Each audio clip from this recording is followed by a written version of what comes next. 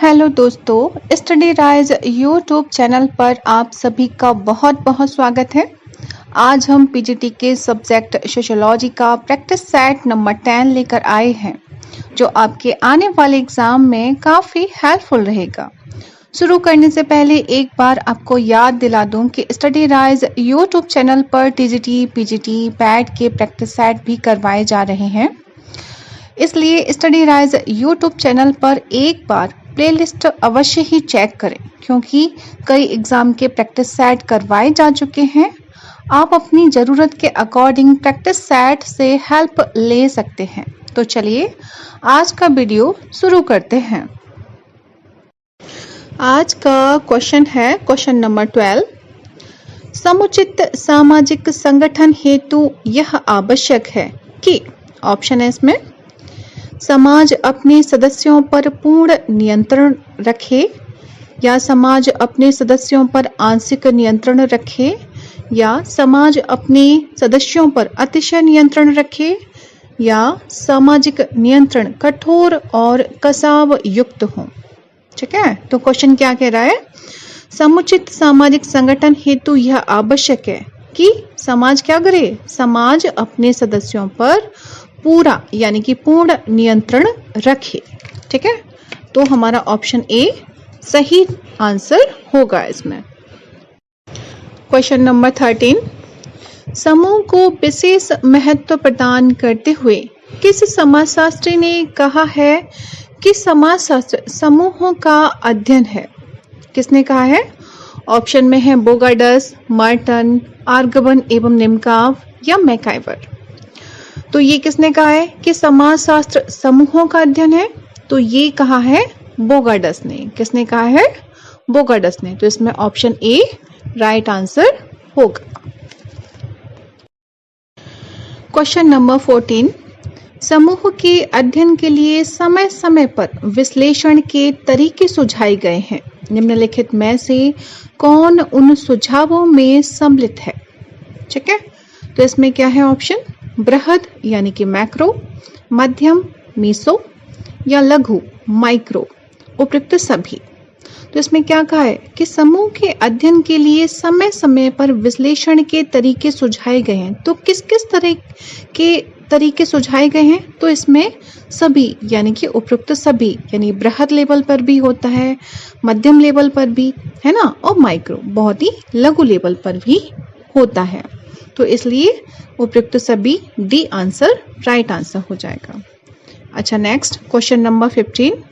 समूह के संबोध को विश्लेषणात्मक दृष्टि से देखने के प्रयास किस या किन समाजशास्त्रियों ने किया है?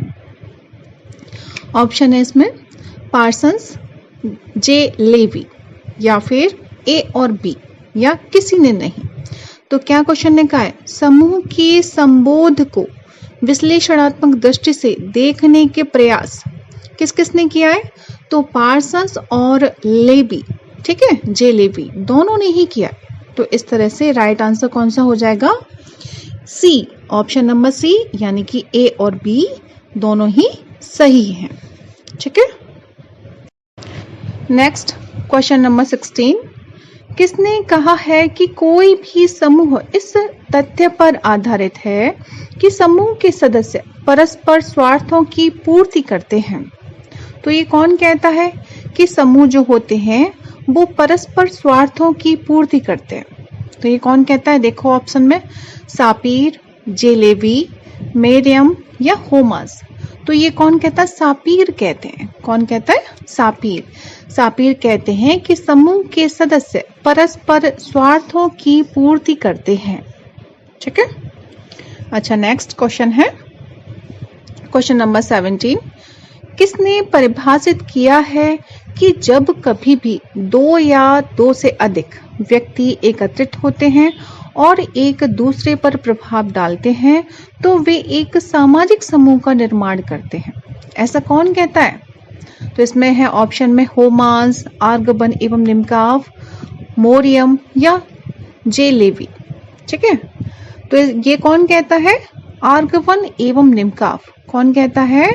आर्गवन एवं निमकाव कहते हैं कि जब कभी भी दो या दो से अधिक व्यक्ति एकत्रित होते हैं और एक दूसरे पर प्रभाव डालते हैं तो वे एक सामाजिक समूह का निर्माण करते हैं। ठीक है, तो राइट आंसर क्या हो जाएगा? Option number B. Next question number 18, जब दो अजनबी व्यक्ति रेल में सहयात्री हैं और अंतःक्रिया करते हैं तो वे निर्माण करते हैं। किसका निर्माण करते हैं? समूह का, समाज का, समुदाय का या संस्था का। ठीक है, तो क्या कहा इसमें? जब दो अजनबी व्यक्ति रेल में यात्रा करते हैं साथ साथ और बातचीत करने लगते हैं, ठीक है, या और वर्क साथ साथ करने लगते हैं, तो वो किसका निर्माण करेंगे? समूहों का निर्माण करेंगे। ठीक है, समूह में क्या कम से कम दो व्यक्ति तो होने चाहिए, तो दो व्यक्ति हो गए। दो व्यक्ति अजनबी हैं लेकिन जब आपस में अंतःक्रिया करेंगे तो वो एक समूह के रूप में माना जाएगा। ठीक है, तो इसमें राइट आंसर भी ए ऑप्शन सही हो जाएगा इसमें।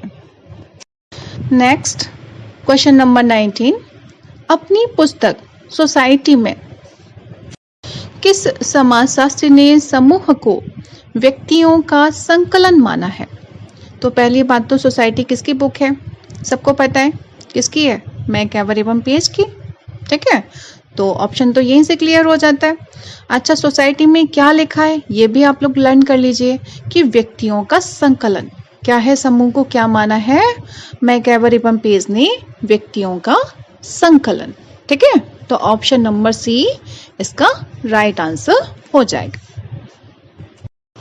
अच्छा, नेक्स्ट आगे बढ़ते हैं। क्वेश्चन नंबर 20, समूह की व्याख्या करते हुए किस समाजशास्त्री ने कहा है कि समूह निश्चित रूप से व्यक्तियों का संकलन तो है ही साथ इसमें सामाजिक संबंध भी अनिवार्य है।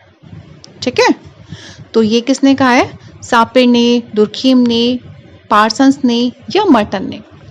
तो क्या कहा इसमें? एक बार फिर से पढ़ लेते हैं।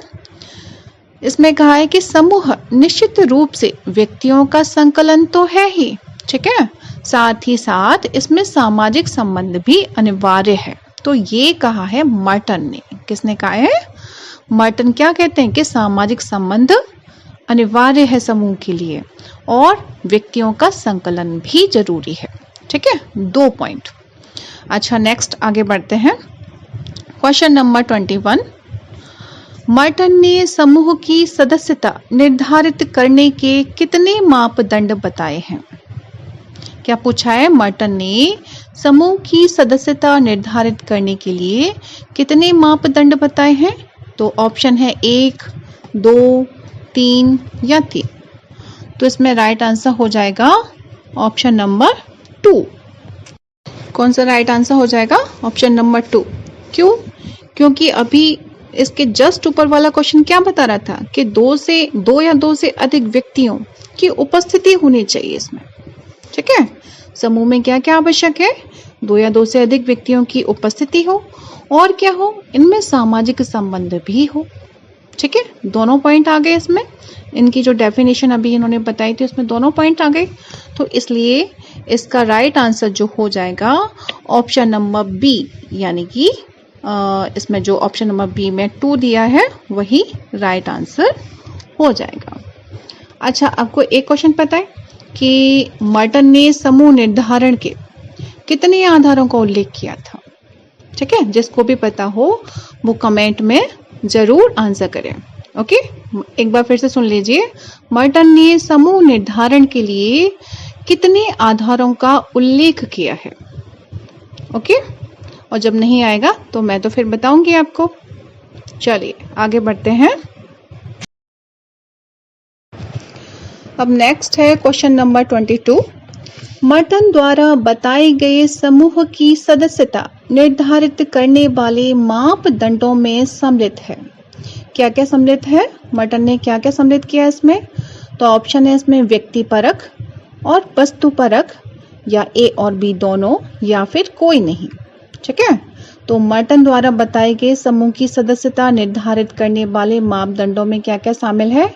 व्यक्ति परक यानी कि सब्जेक्टिव और वस्तु परक यानी कि ऑब्जेक्टिव, दोनों ही को शामिल किया गया है, यानी कि option number C right answer हो जाएगा। यानी ऑप्शन नंबर सी में क्या दिया है, ए और बी दोनों ही सही हैं। ओके, अच्छा आगे बढ़ते हैं। क्वेश्चन नंबर 23, समूह की सदस्यता निर्धारित करने में व्यक्तिपरक मापदंड के अनुसार निम्नलिखित में से कौन सही है? ठीक है, ऑप्शन है इसमें सदस्य में समूह की सदस्यता की भावना होनी चाहिए, तो ये सही है। सदस्यों में समूह की सदस्यता की भावना तो होनी ही चाहिए, है ना, फर्स्ट नंबर पे यही सही है। अच्छा, सेकंड है इसमें सदस्य का समूह से आत्म विज्ञान यानी कि सेल्फ आइडेंटिफिकेशन होना चाहिए, तो ये भी बिल्कुल सही है। सदस्य का समूह से क्या होना चाहिए, सेल्फ आइडेंटिफिकेशन भी होना चाहिए। अच्छा, सी है इसमें अन्य भी स्वीकारें कि यह व्यक्ति समूह का सदस्य है, तो ये भी बिल्कुल सही है, यानी कि तीनों सही है। अच्छा, डी है उपयुक्त सभी, तो इसका राइट आंसर क्या हो जाएगा, डी, ऑप्शन नंबर डी, यानी कि उपयुक्त सभी सही है। अच्छा, आगे बढ़ते हैं। क्वेश्चन नंबर 24, निम्नलिखित पर विचार कीजिए। अच्छा, विचार करना है। इसमें दिया हुआ है, प्रथम, जब कला का एक विद्यार्थी प्रथम वर्ष कला के समूह का सदस्य होता है, ठीक है, क्योंकि वह स्वयं भी अपने आप को प्रथम वर्ष कला के समूह का सदस्य मानता है। सेकंड है इसमें प्रथम वर्ष कला के समूह के सदस्य भी उसे अपने समूह का सदस्य मानते हैं। और थर्ड है इसमें अन्य समूह भी उसे प्रथम वर्ष कला का सदस्य मानते हैं। अब क्या पूछा है इसमें, उपयुक्त उदाहरण से किस प्रकार के मापदंड का प्रयोग का ज्ञान होता है? ठीक है, तो इससे किसका ज्ञान होता है, व्यक्तिपरक मापदंड का, वस्तुपरक मापदंड का, या स्थान परक मापदंड का, या फिर कोई नहीं। तो इसमें क्या बताया, प्रथम जब कला का एक विद्यार्थी प्रथम वर्ष में, ठीक है, कला के समूह का सदस्य होता है, तो ये कैसा है, यानी कि व्यक्तिपरक मापदंड के बारे में इसमें बताया गया है। ये जो एग्जाम्पल दिया गया है वो किसका है, व्यक्तिपरक मापदंड का। ठीक है, तो ऑप्शन इसमें ए राइट आंसर हो जाएगा। आगे बढ़ते हैं। नेक्स्ट क्वेश्चन, क्वेश्चन नंबर 25, समूह की सदस्यता निर्धारित करने वाले वस्तुपरक मापदंड के अनुसार निम्नलिखित में से कौन सही नहीं है? क्या बताया इसमें कि समूह की सदस्यता निर्धारित करने वाले वस्तुपरक मापदंड के अनुसार निम्नलिखित में से कौन सा सही नहीं है, नहीं है आना है। ठीक है, अच्छा, इसमें ऑप्शन है समूह के सदस्यों के मध्य अंतःक्रियाओं की पुनरावृत्ति की स्वीकृति, तो ये तो सही है। ठीक है, क्या है, जब दो सदस्य हैं या और भी सदस्य हैं तो उनके बीच अंतःक्रिया तो होती ही होती है और पुनरावृत्ति भी होती है, ये तो सही है ना। अब नेक्स्ट है इसमें समूह के सदस्यों के बीच अंतःक्रिया की पुनरावृत्ति की अस्वीकृति। अच्छा, तो यही गलत हो जाएगा। देखो, इसमें पहले में क्या दिया था, स्वीकृति दी थी, तो ये बिल्कुल सही था, लेकिन ये अस्वीकृति की बात करता है सेकंड वाला, तो यही हमारा गलत हो जाएगा। अच्छा, नेक्स्ट पढ़ लेते हैं। अंतःक्रिया की पुनरावृत्ति का अवलोकन किया जा सकता है, तो ये बिल्कुल सही है। जब हम कोई क्रिया बार बार करते हैं तो वही वो देखी तो जा सकती है ना। अच्छा, डी है इसमें अंतःक्रिया की गणना संभव है, तो ये भी बिल्कुल सही है। तो इसमें क्या पूछा था, कौन सा सही नहीं है ना, तो इसका कौन सा राइट आंसर हो जाएगा, option number B right answer होगा। अच्छा, आगे बढ़ते हैं। क्वेश्चन नंबर 26, निम्नलिखित समूह पर विचार कीजिए। अच्छा, विचार करते हैं, क्या कह रहा है क्वेश्चन। एक है इसमें समूह में दो या दो से अधिक व्यक्तियों का होना आवश्यक है, तो ये बिल्कुल सही है। समूह केवल एक व्यक्ति से तो बनता नहीं है, कम से कम उसमें दो व्यक्ति तो होने ही चाहिए। ठीक है, तो ये तो बिल्कुल सही है।